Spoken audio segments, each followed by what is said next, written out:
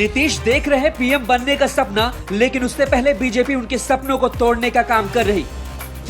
विपक्ष में चल रही कलेश, कभी ममता, कभी नीतीश तो कभी केजरीवाल। नहीं तय हो पा रहा कि कौन होगा 2024 का पीएम उम्मीदवार। मोदी, शाह, नड्डा ने दिल्ली में बैठकर बिहार के लिए ऐसा प्लान तैयार किया जिससे नीतीश को झटका लगना तय है। बिहार की राजनीति में जातिगत राजनीति का है बड़ा खेला, लेकिन बीजेपी इन्हीं जातियों में से खोज ली है तुरुप का इक्का। नीतीश लालू मुस्लिम यादव की राजनीति खेलकर सत्ता में आते हैं, बाकी जातियों को भूल जाते हैं। अब उन्हीं जातियों से मोदी, शाह, नड्डा बड़ा खेला करेंगे और 2024 लोकसभा में आरजेडी जेडीयू का सफाया करेंगे। मोदी शाह से भिड़ना मतलब कहीं का ना रहना। पहले लोकसभा में नीतीश का सपना टूटेगा और फिर 2025 बिहार विधानसभा में नीतीश का पूरा अस्तित्व ही खत्म हो जाएगा। बिहार में बीजेपी के मास्टर प्लान का खेल हम आपको समझाते हैं कि कैसे एक बड़ा उलटफेर करने वाली है भाजपा। जी, हाल ही में बिहार की राजनीति में जो उलटफेर हुआ उससे आप सब तो वाकिफ होंगे ही। पूरे देश में इस उलटफेर से हलचल मच गई। वहीं नीतीश के हिम्मत की दांत देनी होगी कि नीतीश ने किसी छोटी पार्टी को धोखा नहीं दिया, बल्कि उस पार्टी को धोखा दिया जिसका राज पूरे देश में चल रहा है। वहीं नीतीश कुमार ने अचानक बीजेपी से गठबंधन तोड़ा, जिससे ये बात सामने निकल कर आई कि नीतीश 2024 में पीएम बनने का सपना देख रहे थे, लेकिन पीएम बनने का उनका सपना बीजेपी के साथ रहकर मुमकिन होता हुआ नजर नहीं आ रहा था। यही वजह रहा कि उन्होंने गठबंधन तोड़ दिया, क्योंकि बीजेपी में मोदी के बाद पीएम पद का बीजेपी उम्मीदवार योगी और शाह ही बनेंगे। खबरों के मुताबिक तो ऐसी भी खबर आ रही है कि देश कई और राज्यों में अगले कुछ सालों में सरकार बनाने वाली है। वहीं इनमें कुछ राज्य तो ऐसे हैं जहां लोकल पार्टियों के अलावा बीजेपी कभी भविष्य में सरकार बनाने का सपना भी नहीं देख सकती थी, लेकिन अब वहां भी बीजेपी ने खेला खेलना शुरू कर दिया है और अपनी रणनीति के तहत वहां सरकार बनाने की तैयारी अभी से शुरू कर दी है। केंद्र सरकार की बात करें तो पूरा विपक्ष एक साथ मिलकर भी मोदी के जलवे को कम नहीं कर पा रहा। वहीं केंद्र सरकार के लिए जनता सर्वे में तो ये बात भी सामने निकल कर आ रही कि अगले 15 से 20 साल बीजेपी ही केंद्र में रहेगी, क्योंकि राष्ट्रवाद के मुद्दे पर बीजेपी ने जो काम किया है वो अभी तक कोई भी सरकार केंद्र में रहकर नहीं कर पाई है। वहीं देश के 70% से ज्यादा हिंदू अब बीजेपी को समर्थन दे रहे हैं, जिससे बीजेपी की केंद्र में आने की दावेदारी और भी ज्यादा मजबूत हो गई है। लेकिन आज हम आपको इस वीडियो में बताने वाले हैं कि बिहार में नीतीश के धोखा देने के बाद बीजेपी ऐसा मास्टर प्लान तैयार कर रही है जो अभी तक आरजेडी और जेडीयू ने कभी सपने में भी नहीं सोचा होगा।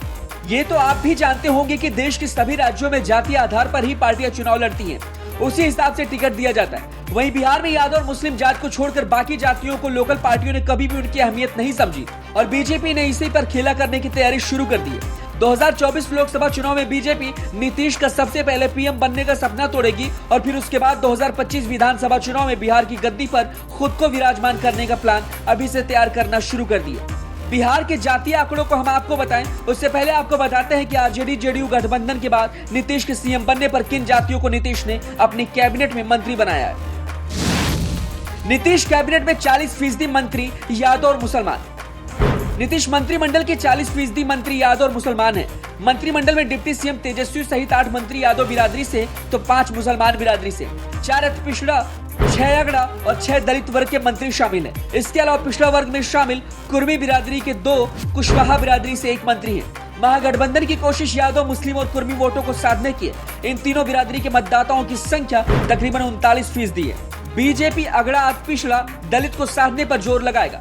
अगड़ा अति पिछड़ा कार्ड के जरिए बीजेपी नए समीकरण के साथ बिहार में इतिहास रच सकती है। वहीं आंकड़ों की बात करें तो अगड़े मतदाता यानी बनिया समेत कुल 24% हैं।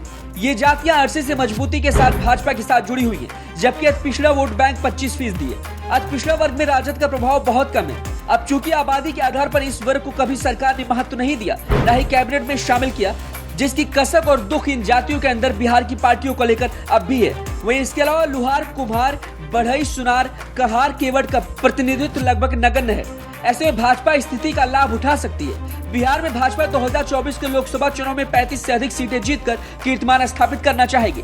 बिहार की लोकसभा सीट की बात की जाए तो कुल 40 लोकसभा सीटें हैं, जिनमें से वर्तमान में 17 भाजपा के पास हैं, जबकि जदयू के पास 16 सीटें हैं। इसके अलावा लोक जनशक्ति पार्टी के पास 6 और कांग्रेस के पास 1 सीट है। वहीं बिहार विधानसभा चुनाव की सीटों पर आने वाले चुनाव को आप इसी से अंदाजा लगा लीजिए कि 2020 के विधानसभा चुनाव में यानी 2015 के रिजल्ट के मुकाबले जदयू की 28 सीटें घटी थी और 43 सीटों पर आ गई थी। वहीं भाजपा 21 सीटों के फायदे के साथ 74 सीटों पर पहुंच गई थी, बल्कि राजद सबसे बड़ा दल बनकर उभरा, जिसे 75 सीटें मिली। उसके नेतृत्व वाले महागठबंधन को 110 सीटें मिली थी। तो इससे ये साफ जाहिर हो रहा है कि कहीं न कहीं भाजपा का अस्तित्व और कद दोनों बिहार में बढ़ रहा है। और जनता भी अब समझ चुकी है कि हमारा भला और राज्य का विकास बीजेपी ही कर सकती है।